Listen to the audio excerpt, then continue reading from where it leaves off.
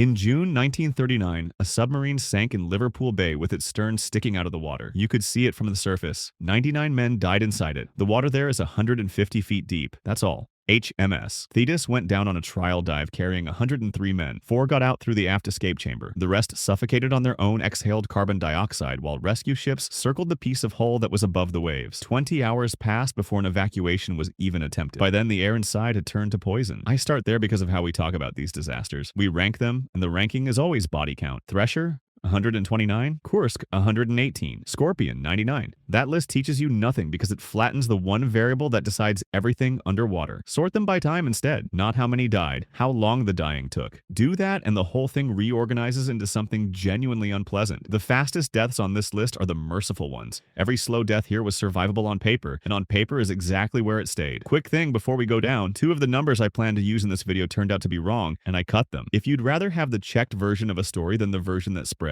a like decides whether this kind of research gets made. Now, start at the fast end. April 10th, 1963, the USS Thresher, the most advanced attack submarine in the world, was on a deep dive test east of Cape Cod. A saltwater piping joint failed. The Navy's Court of Inquiry concluded the probable cause was major flooding. She went past her collapse depth and the hull gave way. The acoustic record is the part that matters. Analyst Bruce Rule re-examined the data in 2013 and put the implosion at 730 meters, about 120 meters below the depth where the boat was predicted to fail. The collapse took 1/20th of a second. Think about what that means physically. A nerve impulse travels between half a meter and 120 meters per second. The hull came in faster than the signal could reach the brain, and air compressed that violently has no time to shed heat, so the last event inside Thresher was a flash of temperature, not a flood. 129 men. No sensation, no decision, no final thought. The Titan submersible in 2023 died the same way, which is why the phrase catastrophic implosion kept getting used like a euphemism. It isn't one. It's a description, and it's the least cruel outcome on this list. The cruelty in that case was in front of it. The Coast Guard's Marine Board of Investigation released a 327-page report in August of 2025 calling the deaths preventable, blaming OceanGate's design, certification, and inspection process, and what the board called a toxic workplace culture. The NTSB's final report landed in October of 2025, and its finding is the one that stays with me. The carbon fiber hull suffered delamination damage after dive 80. It deteriorated further after dive 82. It failed by local buckling on dive 88. That hull was dying for 8 dives. The 5 people inside had milliseconds. Now move up the scale from milliseconds to hours. August 12th, 2000, Barents Sea. After the explosions that destroyed the bow of the Kursk, 23 men were still alive in the 9th compartment at the stern. We know how many and roughly when because Captain Lieutenant Dmitry Kolesnikov wrote it down and the note was found folded in his pocket. All the crew from the 6th, 7th, and 8th compartments went over to the 9th. There are 23 people here. We made this decision as a result of the accident. Later in the same note, 3 words that tell you what that compartment was like. I am writing blindly. He also wrote that 2 or 3 men might try the escape hatch. The note was written between 1:34 and 3:15 in the afternoon, and analysts concluded the 23 survived somewhat more than 6 hours. 6 hours is long enough to count heads, take a decision, write a letter. It is nowhere near long enough for anyone on the surface to reach you. The gap between those 2 facts is the entire subject of this video. The Komsomolets shows you that gap from the other side. April 7th, 1989, Norwegian Sea. A short circuit started a fire that ran through the cable runs. The submarine surfaced and stayed afloat about 5 hours before going down. 42 men died and only 4 of them were killed by fire and smoke. 34 died of hypothermia and drowning after they had already gotten out. 27 survived. The submarine wasn't what killed most of them. They escaped it into water that killed them anyway, waiting for help that reached 2/3 of them too late, which raises the question nobody answers, honestly. Why can't we just go get them? Here's the arithmetic. The threat to a trapped crew is almost never oxygen running out. It's carbon dioxide building up. Rescue planners assume a sunken boat has lost electrical power, which means the scrubbers are dead. Passive scrubbing and emergency air breathing gear can hold a crew about 4 days. Newer chemistry pushes that towards 7. That's why the entire global rescue architecture is built around a 72-hour window, and why the U.S. Navy's SRDRS is built to be flown anywhere on Earth and mated to a stricken boat inside it. 72 hours to find a submarine, get equipment to the right ocean, put it on a ship, and connect it to a hatch in the dark. Escaping from the inside doesn't fix this either. The Steinke hood, the old buoyant ascent gear, was proven in 1961 with an escape from the USS Balao at 318 feet. Its replacement variant, the SEIE Mark 10 suit, extended safe escape to 600 feet, about 183 meters. 600 feet! Now put that against the real numbers. Thresher failed at 730 meters. Komsomolets lies about 1.7 kilometers down. Every escape system a submariner has ever been issued works in the top 180 meters of the ocean, and modern submarines die well below that. The gear isn't fraudulent. It's calibrated for a category of accident that mostly stopped happening. The real horror lives at the slow end, and it runs much longer than ours. Thetis, from the opening, is a 20-hour death by carbon dioxide, 46 meters down, with part of the boat visible in daylight. Then there's K-19, July 4th, 1961, off Greenland. A faulty weld in the reactor coolant system failed. Reactor temperature climbed toward 800 degrees Celsius with no backup cooling loop. So members of the engineering crew went into the reactor compartment wearing raincoats and gas masks, cut a vent valve, welded in new pipe, and improvised a cooling circuit off the boat's drinking water supply. It worked. The reactor was saved. The submarine came home. 8 of those men died. The recorded intervals from exposure to death are 6 days, 8, 9, 11, 16, and 19. Over the following years, 22 of the 139